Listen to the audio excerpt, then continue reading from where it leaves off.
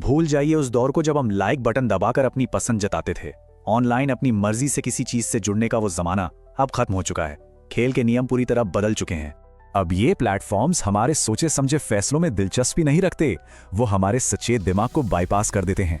उन्हें सीधे हमारे अवचेतन मन को पढ़ने के लिए बनाया गया है, उन अनैच्छिक शारीरिक संकेतों को पकड़ने के लिए जो हमारे सोचने से भी पहले जाहिर हो जाते हैं।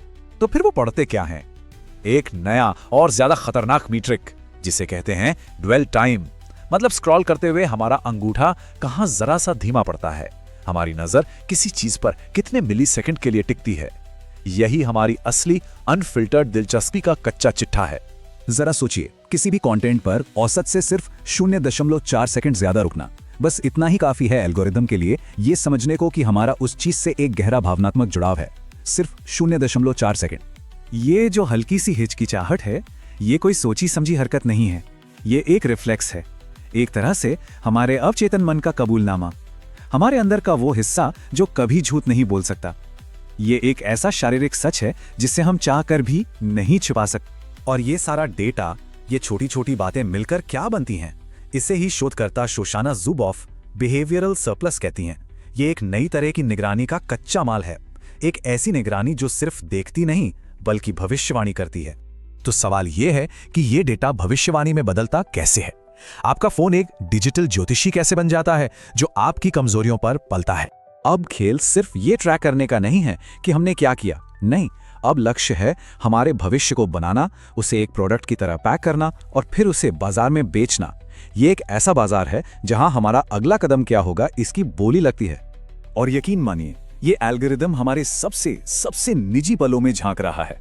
क्या कोई क्लिनिकल डिप्रेशन की तरफ बढ़ रहा है? अरे ये तो फोन की बैटरी खत्म होने की रफ्तार से पता चल जाता है, या फिर कोई कितनी बार बैकस्पेस दबा रहा है। रिश्ता टूटने वाला है, सोशल नेटवर्क में बदलावों से इसका भी पता चल जाता है, अक्सर इससे पहले कि उस कपल को खुद इसका एहसास हो। इसकी ताकत वाकई में डराने वाली है। ये उन रिश्तों के टूटने की भविष्यवाणी कर सकता है जिनके बारे में पार्टनर्स को खुद नहीं पता। ये उन बीमारियों का पता लगा सकता है जिन्हें हम सबसे छिपाते हैं। और सबसे खतरनाक, ये उन लोगों की भी शैडो प्रोफाइल बनाता है जो उस प्लेटफॉर्म पर हैं ही नहीं। इससे बचना नामुमकिन है। लेकिन सवाल यह है कि इस विशाल निगरानी के आर्किटेक्चर के पीछे का मकसद क्या है? और जवाब हमेशा की तरह बहुत ही सीधा है, मुनाफा। एक ऐसा मुनाफा जो सीधे तौर पर हमारे दर्द से कमाया जाता है। और अगर इसमें कोई शक था तो विसल ब्लोअर फ्रांसिस हॉगिन की फेसबुक फाइल्स ने उसे हमेशा के लिए खत्म कर दिया। दस्तावेज साफ साफ दिखाते हैं कि ये जो मनोवैज्ञानिक नुकसान हो रहा है, ये कोई एक्सीडेंट नहीं है, ये जानबूझकर किया जा रहा है। ये सिस्टम की एक खामी नहीं बल्कि उसका फीचर है। सिस्टम को इस तरह से बनाया गया है कि वो संघर्ष, गुस्सा और निराशा को बढ़ावा दे। क्यों? क्योंकि यही वो भावनाएं हैं जो हमें स्क्रीन से चिपकाए रखती हैं। हमारा ध्यान जितना ज्यादा, उनकी कमाई उतनी ही ज्यादा। फ्रांसिस होगन ने अपनी गवाही में जो कहा वो सच में दहला देने वाला है। उन्होंने बताया कि एल्गोरिदम जानबूझकर कमजोर लोगों को टारगेट करता है और फिर उन्हें ऐसा कंटेंट दिखाता है जो उन्हें और भी ज्यादा कमजोर बना दे। ये एक दुष्चक्र है। देखिए, जब हम दुखी होते हैं या परेशान होते हैं तो हमारे फैसले लेने की क्षमता कमजोर पड़ जाती है और ये सिस्टम ये बात अच्छी तरह जानता है। ये हमारी इसी हालत का फायदा उठाकर इमोशनल स्पेंडिंग को बढ़ावा देता है। लिमिटेड टाइम ऑफर जैसे ट्रिक्स इस्तेमाल करके हमें पैनिक में खरीदारी करने पर मजबूर करता है।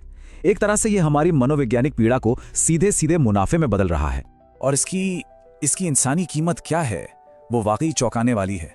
मेटा के अपने ही इंटरनल रिसर्च से ये बात सामने आई कि जिन टीनेजर्स को आत्महत्या के ख्याल आते थे, उनमें से 13% ब्रिटिश यूजर्स और 6% अमेरिकी यूजर्स ने सीधे तौर पर इंस्टाग्राम को इसकी वजह बताया।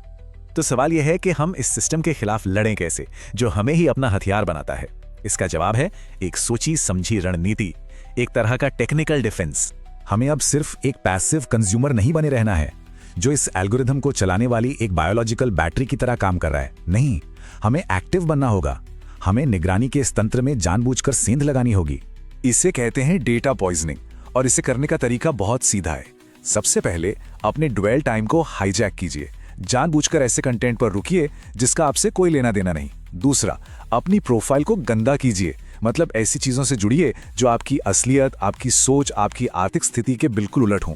और तीसरा, फिजिकल कैओस पैदा कीजिए।